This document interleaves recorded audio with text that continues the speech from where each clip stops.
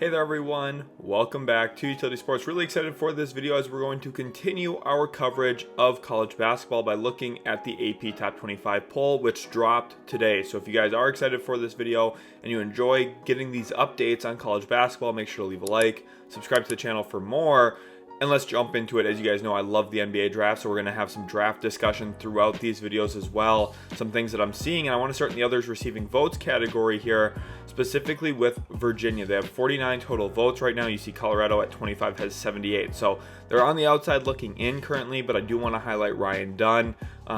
He's a fantastic defender. Had 7 steals in a game in the first week of college basketball. He's been great. I also want to highlight Weber State.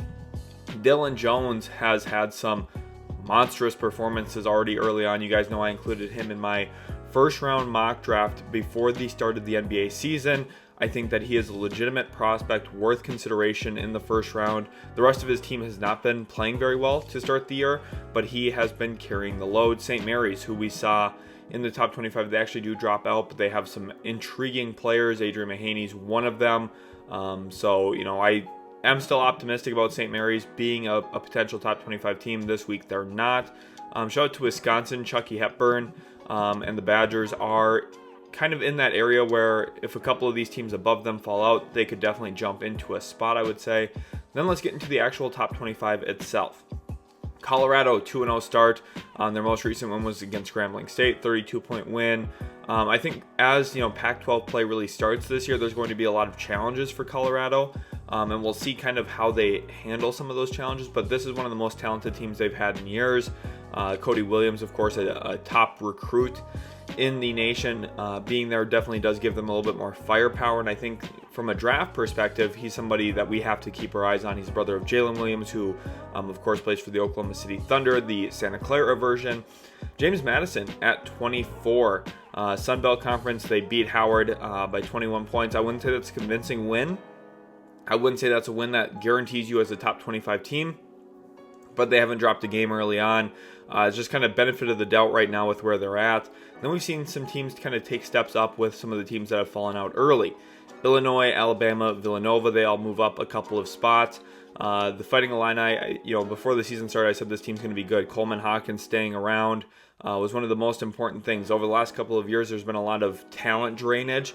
There in Illinois, you think about guys like Kofi Cockburn, Ayo Dosunmu. It's hard to continually be a good program while you lose top-end talent, especially upper-class talent like that. Illinois has been able to do so. Alabama, a team here that, they lost a lot of young talent and some upper-class talent in Charles Bediako. They lost, of course, Brandon Miller, Noah Clowney to the draft. It's a tough situation for them, but I think that they do have a lot of talent still on roster. I think that they have a very smart head coach who understands offense, and early on in the year, it's not a surprise to see them still in the top 25, especially since they've taken care of business. Villanova, I would say a lot of the same things, right? They did lose Cam Whitmore, but honestly, with the year Cam Whitmore had last season in college basketball, I think that his production was replaceable for them from a college basketball perspective. So I think that they are pretty comfortable there. Number 20, this is where things get a little bit interesting. We've had, kind of in this 20 to 15 range, there's a significant amount of movement. UNC, they actually moved down a spot despite a 2-0 record. Texas moves down a spot as well. And then we get into the big one here, Michigan State. The Spartans fall a ton, and it's because of the opening game of the year. They dropped a weird game that I don't think anyone was really expecting. I even sent out a tweet about it, just saying that, I just wasn't expecting that to be something we saw. To start the year, this year, it was just kind of a big disappointment for them. So I think there's a lot that we have to, remember that, first of all, it's a long season. They came back game 2 and got a huge bounce back win, which was really great for them. But to start this year with the loss to James Madison, who, that really is what keeps them in this top 25 here. Obviously a disappointing loss. They started the year number 4. I was kind of skeptical of that. But they do have a really important game coming up tomorrow on Tuesday, November 14th. They're playing Duke. And then they've got a couple of easier games up until November 23rd when they have Arizona. So there's a lot of challenging matchups coming for Michigan State. And I think realistically, if they lose to both Duke and Arizona, we could see them realistically outside the top 25 in a couple of weeks. USC at 16, they've been very good. And I think really the player to highlight is Isaiah Collier. There's a lot of hype around him, and for good reason. He's a shot-making guard who can facilitate, run an offense. He's a really great college point guard, and I think he's going to be a very good NBA point guard. And when you have a player like that who kind of controls and slows down the game, gets baskets when you need him to, you can be a really, really dangerous team, and I think that's what USC is this season. And I think that there's going to be moments this year where they get tested a little bit more than they've been so far, but I think that they've got the talent on the roster to at least respond to those types of questions. Baylor at 15. Let's get some hype for Jacoby Walter down below. They're 3-0. Jacoby Walter set the actual freshman debut scoring record for Baylor with 28 points in his first career college game. A lot of credit to him. He's a fantastic bucket getter, lights out shooter, and I think he's going to be a big part in Baylor being a very good team this year, kind of a bounce back from the year they had last year. Arkansas, Texas A&M, Miami, Gonzaga, and Florida Atlantic are our 14 through 10 seeds here. And they're all coming in with a winning record, right? 2-0, 2-0, 2-0, 1-0, and 1-0. And I think, Florida Atlantic, there was a little bit of a scare against Loyola Chicago. They weren't playing their best basketball. That's winning by 13 against Loyola is not indicative of a typical top 10 team. But if you look at their track record, what they were able to do last year with how many returners they have this season, I still think it's fair to have them at number 10 right now. Of course, if they lose a couple of games or continue to not play their best brand of basketball, there will be some questions about them. But it's really awesome seeing FAU in the top 10. Gonzaga, kind of a narrow win over Yale. I know 15 points isn't that narrow, but you would expect probably a little bit more dominance from Gonzaga. And then Miami, most recent game over UCF. I mean, I think this 14-10 ranking, there's not really anything I would change right now, partially because it's so early in the season, right? Some of these teams are going to drop some weird games at some point, and we'll have a little bit more clarity on who they are the further into the year we go, especially since a couple of them have only played one game so far. It's hard to really justify, like, oh, should this team be higher or lower, especially just when you're looking at only their season opener. Duke is the big one. Let's actually focus in on Duke here. At number 9, they dropped 7 spots after a very tough defeat to the Arizona Wildcats. Caleb Love goes on social media and calls himself Duke's owner. In a game where you have 7 turnovers, I don't know if I would call that owning the other team or not, but Duke did ultimately lose. Caleb Love has gotten the better of Duke in the past. So it's, maybe a little budding rivalry here. I'm sure Duke Blue Devils fans are not the biggest Caleb Love supporters right now. But for Duke, I still am very high on this team. Dropping 7 spots early on is not a great look, but it's a 30-plus game season.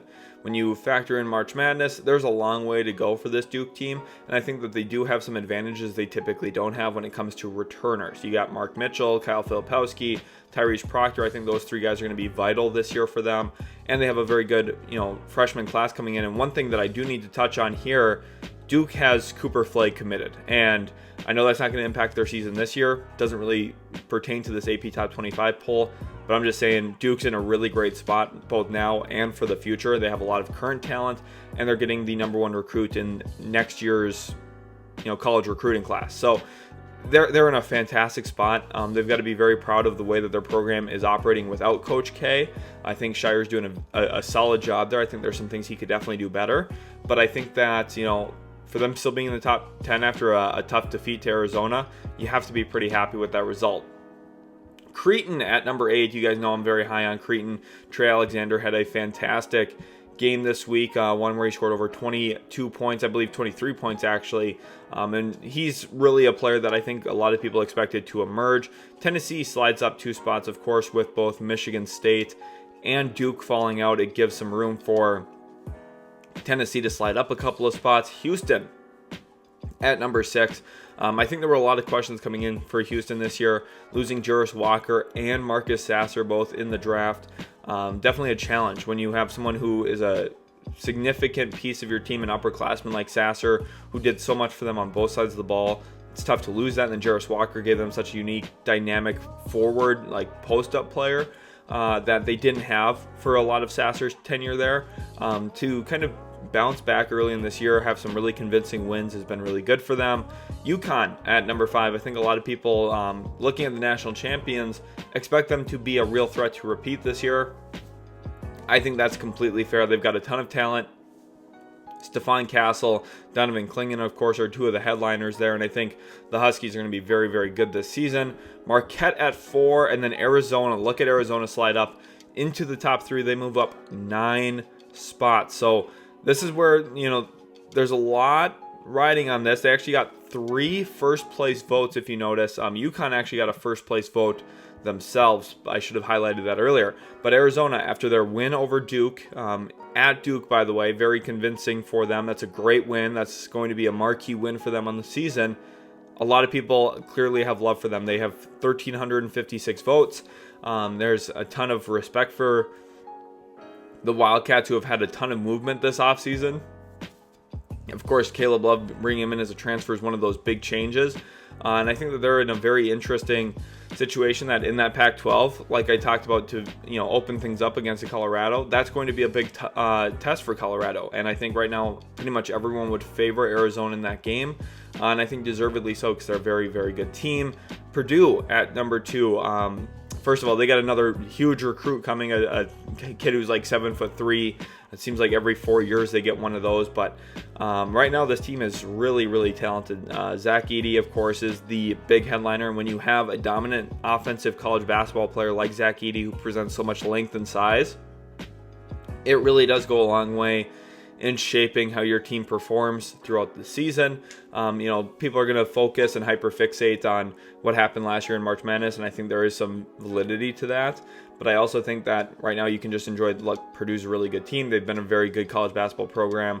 The last however many years, they've just been a very, very reliable program. And I think that they're doing a great job regardless of who comes in, who comes out. I think that they're just flat out a good team. They had 7 first place votes. And then the number 1 team in the nation, which is something I completely, wholeheartedly agree with. Bill Self and the Kansas Jayhawks are number 1. Bill Self is arguably the best college basketball coach of my lifetime. He's just done so much winning, and he's done it in the Big 12, a pretty tough basketball conference historically. You see two Big 10 teams here in the top 10, or Big 12 teams, in the top 10. They're a good program. They get a high-end recruit, the best transfer, in college basketball, in Hunter Dickinson, and he should make them the favorites. They're just really, really darn good. When you have a great coach who understands, I think one thing about Bill Self that people don't appreciate, he does a very good job coaching post-up players and guards to feed post-up players. There's kind of a disconnect even in the NBA. Sometimes you're watching and you see, oh my gosh, this guy doesn't really have the talent to throw an entry pass to a post-up guy because he's not been asked to do that before. Bill Self is a fantastic coach in that area. I highlighted that before the season. I think that Hunter Dickinson is going to be a seamless fit there, makes them a significantly better team. And I do believe that Kansas, when it's all said and done, is going to be probably the favorite to win the title this year in college basketball. I hope you guys did enjoy this video. If you did, make sure to leave a like, subscribe to the channel for more, and we'll catch you in the very next Utility Sports video.